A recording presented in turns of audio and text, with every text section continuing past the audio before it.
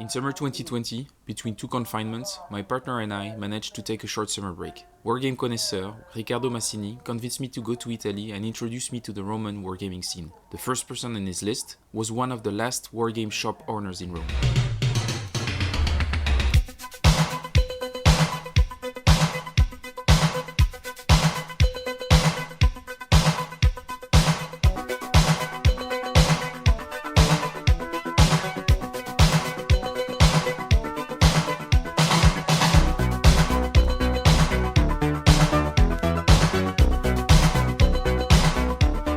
I'm Dario. I run White Sheep Games, which is a brick and mortar store and an online store as well since last year actually. The brick and mortar store has been going on for 10 years more or less. We are specialized in collectible card games and board games and card game and war games. My family store, family business was actually a tobacco store, a tobacconist. And when I started working with my parents, I was a big fan of Magic the Gathering cards at that time, and I started to sell them in the store. I saw that the business was interesting, and I started developing that kind of business. And one step led to another, and I discovered board games, and finally I, by mistake, discovered war games, and I fell in love with historical simulations. My first ever war game was Great Battles of Alexander. Ah, okay, nice. Great Battles of History by GMT, which I purchased by mistake. That's how I discovered this kind. It was a nice mistake. Great mistake. Changed my life, game-wise. Yes. We used to organize, to host organized play in store, but currently we have so many titles that there's no room anymore for playing in store, and we are looking for a larger location right now. And we want to split the two activities. It has some highs and lows, but it works well, and unfortunately I have not been able to dedicate myself to this part of the business much in the last 2 years, because I've been running the tobacco section of the store, which takes a lot of time from me. But finally next month a new employee is coming and is taking over the tobacco section, so I'll get back to the part I love, and that's why I'll start looking for a larger location. Right, I would like to keep the two activities as close as possible. Maybe I would like to move a little bit, because this is not well connected to the city center. This part of town, I would like to get a little bit closer, but not so much actually. I would like to start from Commons and Colors, which is a classic and very easy game to play. Easy to play, but not easy to win if you play against my wife. I never win. I never have a chance to win at this game actually.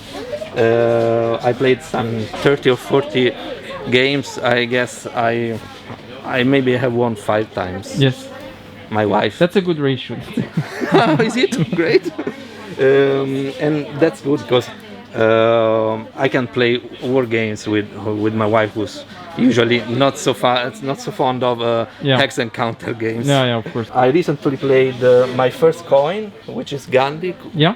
Because that I chose because I love the setting, and it was very easy to understand and to master. Yeah. And are you planning on buying other coin games now? I'm trying to not to take too many games from the store to my house, because my house is more or less like this right now, and there's no room anymore. And every night when we close the shop, it's a struggle inside. Every day the same thing.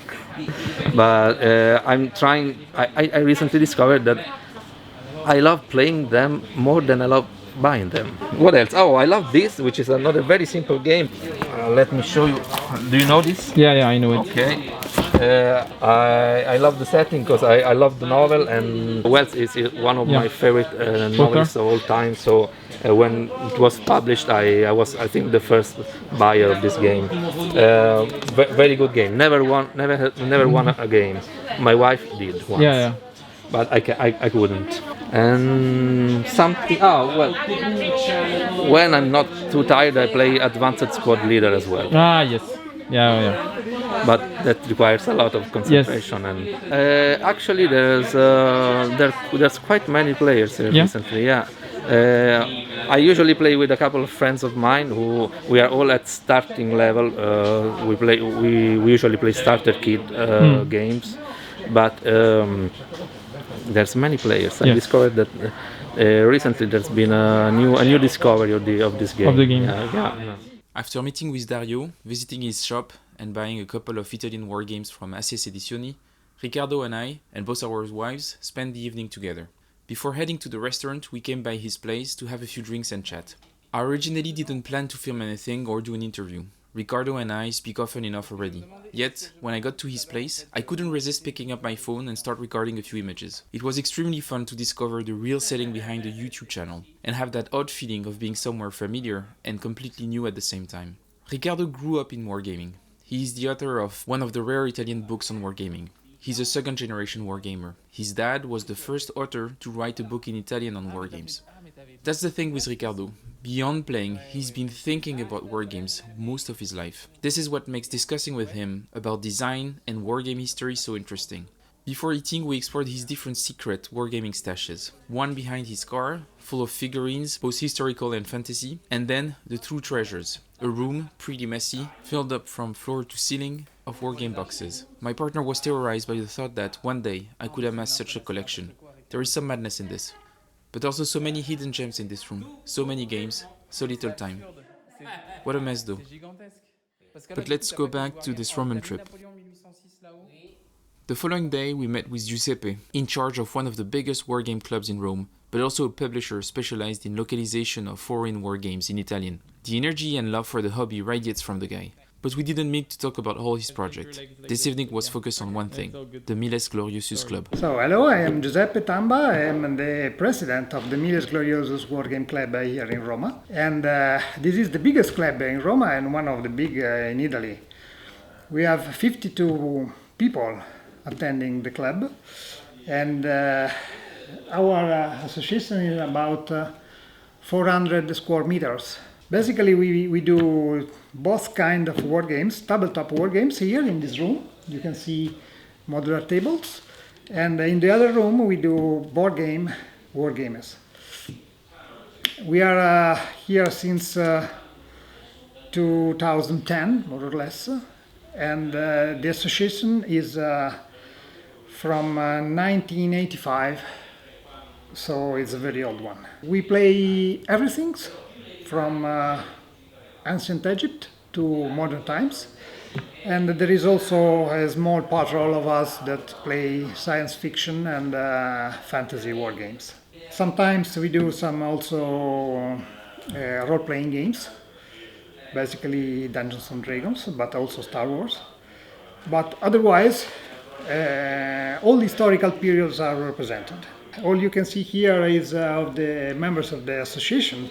We have our furnitures full of miniatures inside, and we met basically every Friday evening, and on Sunday all day long. We have members from all Rome, so people come from all districts of Rome here, and it's very easy for us because we have the tube that is 500 meters away, and we enjoy a lot. So I hope you do. You're here every week. We invite you to Rome and come to find us. We have also a Facebook page, which is Miles Gloriosus, and a website, which is milesgloriosus.it. Yeah. After the visit, it was time for gaming. We picked up Verdun 1916 from Walter Wejdowski. Ricardo's dad joined us and contemplated in silence all those wooden pieces, so different from the classic counters from the 70s and the 80s. While playing, I realized how lucky I had been to meet 3 different characters representative of the Italian wargaming hobby. The dealer, the organizer, and the intellectual. 3 passionate gamers, taking part in the community in very different ways. It reminded me how grateful we should be for all of those who work tirelessly to keep our hobby alive and growing. Like other European communities, Italians have a major challenge: language. It's thanks to translation efforts in both directions that Italian wargaming interacts with the rest of the worldwide community. When I left, the one thing I wanted the most: one day be back in Rome.